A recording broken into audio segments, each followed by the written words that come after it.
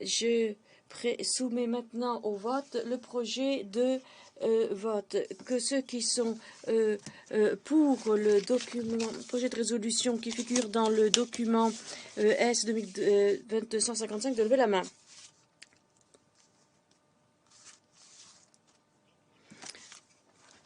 Ceux qui sont contre, de lever la main.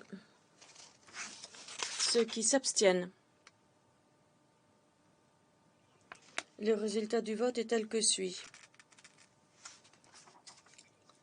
11 pour, 1 contre, 3 abstentions. Le projet de résolution n'est pas adopté.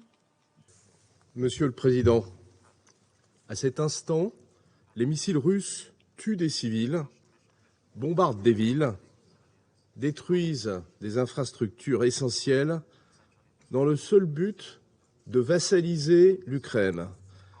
Ce sont les rêves de reconquête de l'Empire russe qui sont à l'œuvre ici.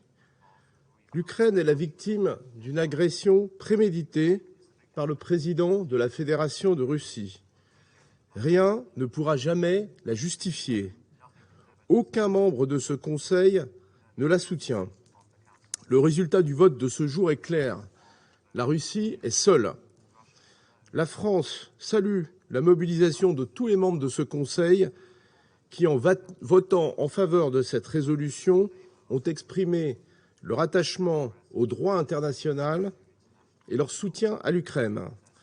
Elle condamne le veto opposé par la Russie aux efforts visant à restaurer la paix et l'ordre international. La Russie foule aux pieds les responsabilités que lui confère le statut de membre permanent du Conseil de sécurité. Elle instrumentalise la Charte des Nations unies pour en violer les principes les plus fondamentaux. Monsieur le Président, au sein des Nations unies et dans toutes les enceintes, la France continuera de se mobiliser avec ses partenaires pour soutenir l'Ukraine et le peuple ukrainien. Je vous remercie.